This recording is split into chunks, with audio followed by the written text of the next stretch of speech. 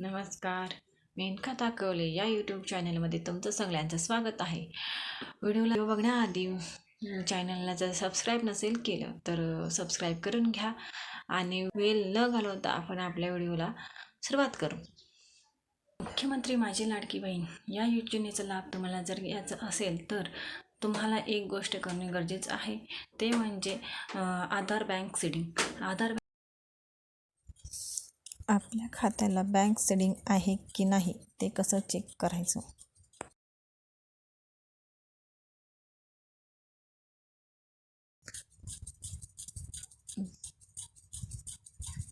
गुगलवर आपण UIDAI हे सर्च करायचं आहे.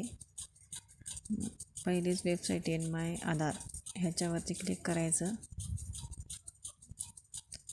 आता स्क्रोल करायचं बरं,